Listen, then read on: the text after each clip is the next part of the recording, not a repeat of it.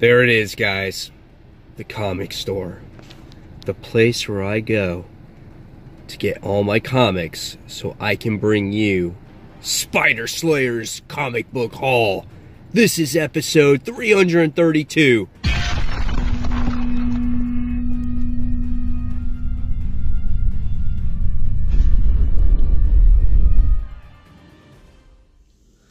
Hey comic book fans, welcome back to Comic Book Corner 2.0, and fans, you're back with me, Mike Spider Slayer, getting ready to do Spider Slayer's comic book haul. This is episode 332, and this is the video series where each and every week I show you, the fans, which books I picked up at the comic book store. Not a very heavy week this week, but there were some comics that I was actually looking forward to, of course, right? So, first things first, mystery white bag, right? Comic book store did not have any more black bags. Crap, they almost ran out of white bags. They only had one case left. They were having a whole conversation about the bag. I was like, man, give me some black bags back. Makes it more of a mystery. You can't see through this, right? Anyway, let's get started. So, first things first, bag is on the floor. And let's show you some of the new comics I got this week, and then I got a couple of oldies, alright? So, first things first, Spider-Geddon issue 2. I think this was Penny Parker, if she was in the last series of Edge of Spider-Verse. And she's got this cool robot, she's like a scientist and whatnot. So, yeah, her name is Penny. So, artwork, I think, looks similar to the original series when we first got introduced to the character here.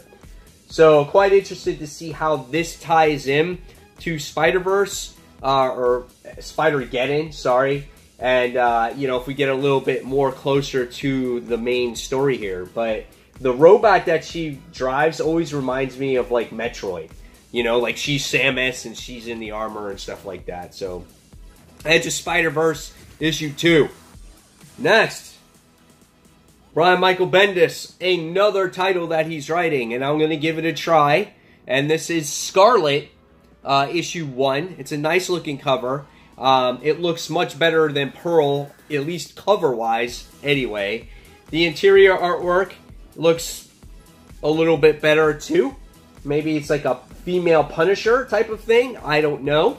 But we'll see where this one goes. This one, at least visually, has more promise. That's my take on it here. So that's quite interesting there. So Scarlet issue 1. Next, the continuation of X-23. This is issue 3. Series has been great. Tamaki has been writing Laura and Gabby just beautifully. It's just like Tom Taylor never left, and he gets how those characters should be, and they are awesome. We get the Cuckoos in here trying to revitalize their dead sisters and things like that. It's a really great series. It's very action-packed, too. The paneling's really nice. The artwork is gorgeous in it as well. So looking forward to seeing what happens. I think Gabby got captured in the last issue. So this is a fun book to read. Very comical at times, too. Whenever there's a book with Gabby in there, which is a.k.a. Honey Badger, she is hilarious. So X-23 issue 3, nice looking cover. Alright, next, we have a couple of, like, Venom books this week. We get Web of Venom Venom, I guess that's how you say it, as it goes into the history of, like, I guess S.H.I.E.L.D. soldiers that took on this symbiote project, and we get to learn about maybe the symbiotic dragon or the god monster known as Null. So the story goes much deeper here, and not just in the Venom series, which looks quite interesting. So if you guys are looking to dive deeper into the whole Venom story, this is something that you're probably going to want to pick up here. So, Venom issue 1. Alright, and then you have Venom First Host, which is written by Costa, and Mark Bagley's the penciler for this one. So I don't think this has anything to do with what's going on in the current storyline. But this might have to do with something in the past. And whenever you have Bagley doing artwork, it's always a visual treat. It's awesome. So I'm really looking forward to this. I love Bagley's artwork, and he did a little bit of the Venom series towards the end of it as well. So can't go wrong, I think, with these two Venom books. So I'm looking forward to both of them. All right, next we have Annual from DC. This is Red Hood and the Outlaws, Annual 2. I don't know if this has to do with what's going on in the current storyline or not, but we'll have to see. I guess it might be, because it looks like Jason Todd's all beat the shit up, and maybe that was because of Batman. Yeah, it looks like Arsenal took him in hiding or whatnot. So yeah, this looks like it does have to deal with that story and see where Jason Todd actually goes from here going forward. So $4.99 for this annual, but if you're looking to continue, obviously, Red Hood and the Outlaws and going forward with it, you might want to pick this one up.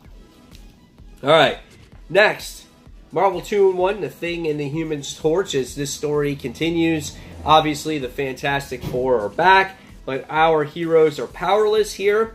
The artwork is much different. It tends to have a more heavy tone on the inks when it comes down to it.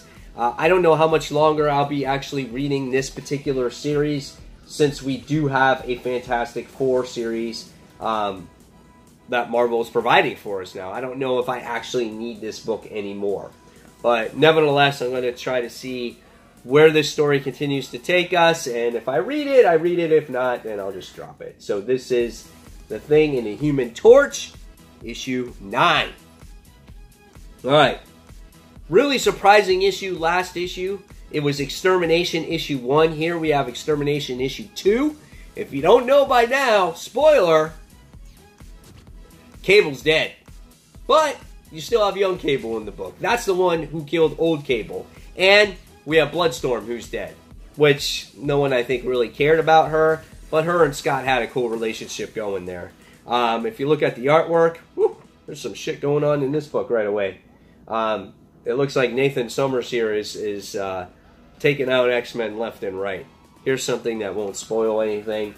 But nevertheless, it is very pretty artwork. I love the way the characters actually look in this book. Here's all the X-Men. And this is a book that feels like it's an X book. It feels like all the X-Men are finally together in one universe. They're not in their little separate corners doing their own little thing. This is an X title, so really good stuff. Definitely recommend it. Alright, next we have from DC another one of these one-shots. Catwoman, Tweety and Sylvester. Out of all of these Warner Brother ones, this was the one that caught my attention the most. I love the cover. I thought this made sense, and I decided to say, you know what? Why not pick it up?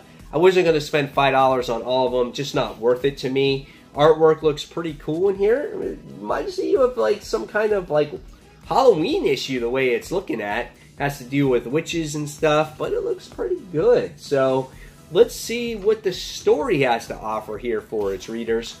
So, yep, Catwoman, Tweety and Sylvester, issue 1. All right, next we have independent book, Red Sonja, issue 20. I will no longer be reading Red Sonja going forward. I'm just not interested in the story.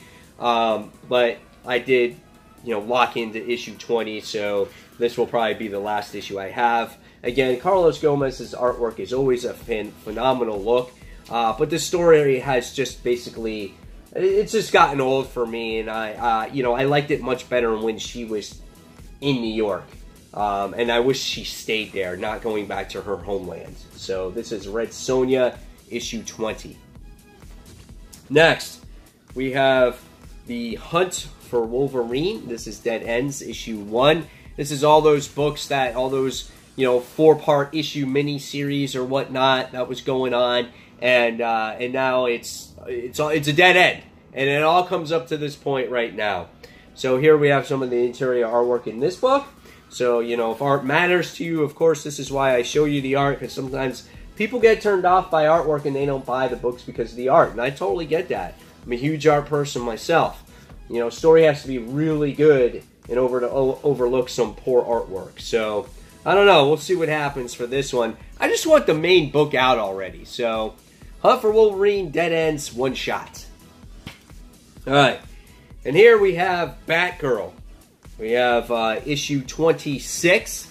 I guess this starts a new story arc for the character. And she's got, I think she's getting a new costume or whatnot. This is a cool cover. Sean Murphy does the artwork. I wish he would do the actual interior artwork for the series, because he's just a freaking awesome artist. But nevertheless, this art is pretty good too. This tends to be maybe a little bit darker direction than what we have been getting from Batgirl, so that's why I decided to jump on it at this point. So yeah, we'll see where this one goes. So Batgirl issue 26. Alright. And next, I just decided to get this because this is cool. It's a Fantastic Four reprint of issue 1. It's a pretty solid book. It's got a nice solid spine in here. It legit is the reprints, from the ads to everything about it.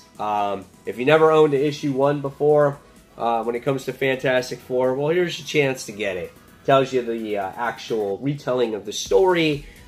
Just has a nostalgic feel to it, so I decided to pick it up. So this is issue 1, reprinted 1,000 times of the Fantastic Four.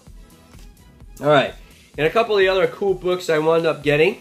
I wound up getting New X-Men. This is, I can't figure out the issue number that it is. I don't know if it's covered. 128, right? Okay, Grant Morrison's run. This is the first Phantom X book. But it's a really nice cover of Jean Grey on there. So really, really nice looking. So, happy to get this one. And then, last but not least, I wound up getting Super Villain Team Up issue 1. This is just cool. I'm a huge fan of villains. Dr. Doom's on the cover. It looks like Namor's like fighting underwater. And I was just like, this is just cool. I gotta pick this up. So I decided to get it for the hell of it. So there you guys have it. There is the haul for the week. Hopefully you guys enjoyed it. Now it's your turn, excuse me, in the comments below to put which books you picked up.